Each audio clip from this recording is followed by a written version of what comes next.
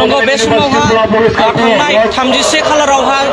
Bodoland university सिङाव थानाय डिग्रीनि रिजाल्टखौ होदोंमोन आरो बे समावहा गासै 12,000निबो बांसिन फरायसाफोरा आनजाद होदोंमोन नाथाय 12,000निबो बांसिन फरायसाफोरा आनजाद होनायनि उनाव 3,000ल' पास जादों बेखौ लानानै गोबां फरायसाफोरा सोंखारिबोदोंमोन आरो दिनैबो दुलाराय बर' फरायसा आफादा बर'नि गेजेराव नायजाल' मोनसेल' मुलुगसोलोंसालि थानाय बड'लेण्ड इउनिभारसिटियावहा दुलाराय बर' फरायसा आफादजों लोगोसे ABMSU गोबां आफादफोरा खौसे जानानै दिनै बेनि हेंथायै सोमावसारनाय लादों आरो लोगोसे बिथांमोना डिमान्ड खालामदों जे भाइस चेन्सेलर लाइसाराम लाद्दु बिथांखौबो बड'लेण्ड इउनिभारसिटि एबा थामहिनबा बड'लेण्ड मुलुगसोलोंसालिनिफ्राय थाबैनो बोखारनांगौ होननानै बिथांमोना दाबि दिखांदों। बे समाव जों दिनैनि बे हाबाफारिखौ लानानै जों दुलाराय बर' फरायसासिम जों माखासे सोंथि खालामनो सानदों। जोबोद दुखुनांथाव बाथ्रा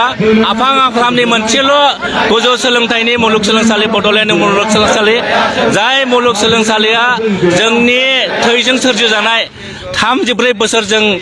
सोमावसारनायनि उनाव बड'लेण्ड मुलुगसोलोंसालिखौ मोनदों आरो बे मुलुगसोलोंसालिया जोंनि फरायसाफोरनि जिउनि जि बिथांमोननि इयुननि जिउ थांखिजों सोमोन्दो दं नाथाय जों नुदों 3 बोसोर 4 बोसोरनिफ्राय बे मुलुगसोलोंसालियाव फरायसाफोरनि जिउखौ लानानै गेलेबाय थादों। सानै बेक्तिया बेयाव गेलेदों। जों नुनाय बायदिब्ला थांनाय 31 अक्ट'बराव BA थार्ड सेमिस्टारनि जि एग्जामनि रिजाल्ट होबाय बे रिजाल्टआव माखासे बेले बेजे नुजादों जायनि थाखाय रोजा रोजा फरायसा फरायसालिफोरनि जिउआव खोमसि जोमैया साग्लोबदों। बिथांमोननि जिउआव मोनसे गिख्रंथावना मोनसे बिथांमोना ट्रिट जानानै फैदों आरो बेखौ जोङो जि रिजाल्ट जाबाय बे रिजाल्टनि जि खेलिमेलि जाबाय जि बेले बेजे जाबाय बेखौ नायबिजिरनानै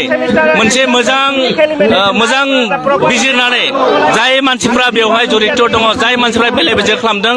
बिथांमोनखौ आयेननि नोजोराव लाबोनानै बिथांमोनखौ साजा होनो थाखाय जों दुलाराय बर' फरायसाफोरा जों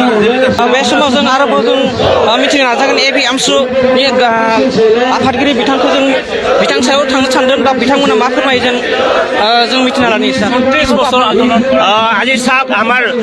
লোৱাৰ অসমত স্পেচিয়েলি আমাৰ বড়োলেণ্ড অঞ্চলৰ এটা ইউনিভাৰ্চিটি আছে কিন্তু আমি এটা বস্তু লক্ষ্য কৰিবলৈ পাইছোঁ যে আজি থাৰ্ড ছেমিষ্টাৰৰ যিখিনি ৰিজাল্ট খেলি মেলি হ'ল ইয়াত আমাৰ হাজাৰ হাজাৰ ষ্টুডেণ্টৰ ভৱিষ্যতলৈ খেলি মেলি কৰিছে। আমি আজিৰ দিনটোত এই ধৰ্ণা কাৰ্যসূচীৰ পৰা আমি ABMSU আপচুৱে অসম চৰকাৰৰ মুৰব্বী হিমন্ত বিশ্ব শৰ্মা ডাঙৰীয়াক আহ্বান কৰিছোঁ ইয়াত থকা VC আৰু কণ্ট্ৰলাৰক অতি শীঘ্ৰে বহিষ্কাৰ কৰিব লাগে আৰু যিখিনি খেলি মেলি হৈছে তাৰ ওপৰত প্ৰপাৰ ইনভেষ্টিগেশ্যন কৰি অতি শীঘ্ৰে তাৰ শাস্তি বিহিত কৰিব লাগে। আজি চাওক এই ধৰ্ণা কাৰ্যসূচী যিকেইটা 3টা ডিমাণ্ড দিছে 3টাৰ ভিতৰত চবতকৈ ডাঙৰ সমস্যা হ'ল যে ষ্টুডেণ্টৰ ভৱিষ্যত লৈ 31 অক্টোবৰত যিখিনি এক্সাম লৈ খেলি মেলি হৈছে ইয়াৰ ওপৰত এটা প্ৰপাৰ ইনভেষ্টিগেশ্যন হ'ব লাগে আৰু ইয়াত 30 আৰু 40% কথা কৈছে 30% আমি ডিমাণ্ড কৰিছোঁ আৰু VC আৰু কণ্ট্ৰলাৰক অতি শীঘ্ৰে বহিষ্কাৰ কৰিব লাগে।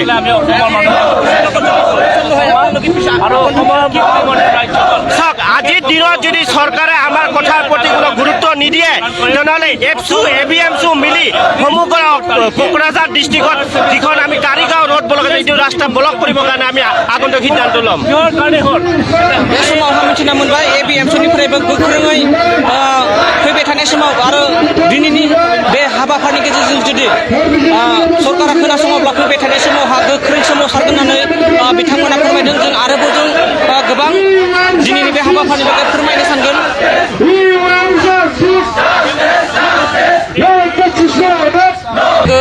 लोगो नेहाथारि बिथां रमिय कुमार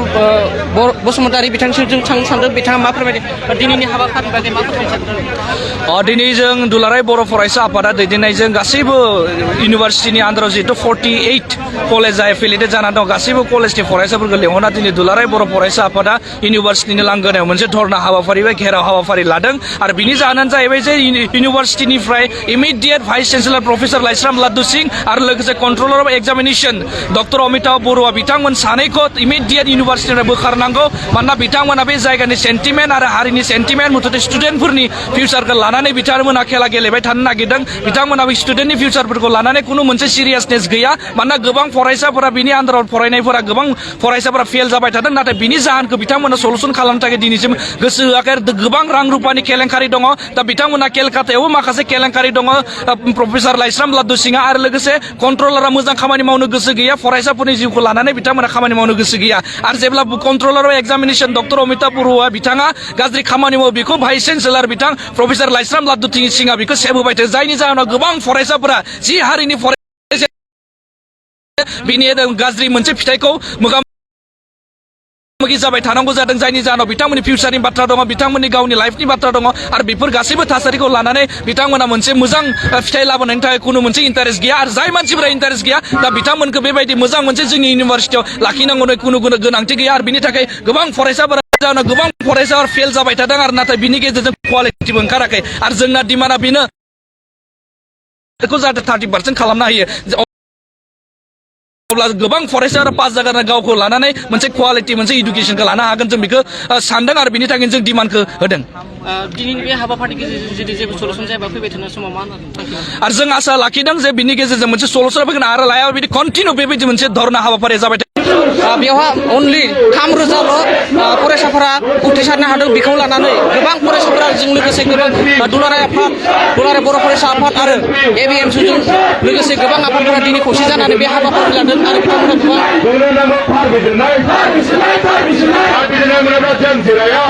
मोनसे फोसावथाय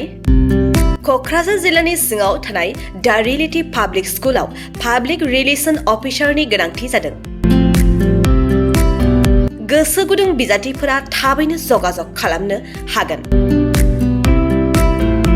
पाब्लिक रिलेसन अफिसारनि थाखाय बिजाथिया इंराजि आयदायाव एमए खालामनाय जानांगोन नङाब्ला मास कमिउनिकेशन एन्ड जार्नालिज्म आयदायाव एमए खालामनाय जानांगोन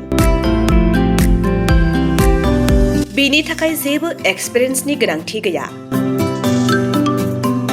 डिग्री गोनां बिजाथिफोरा बयबो एप्लाइ खालामनो हागोन दान बान्थाखौ 15,000निफ्राय 20,000सिम होनाय जागोन गोसो गुदुं बिजाथिफोरा रियेलिटी पाब्लिक स्कुल @gmail.com आव मेसेज हरनो हागोन नङाब्ला 9435293000 जानबुं अनजिमायाव जगाजग खालामहरनो हागोन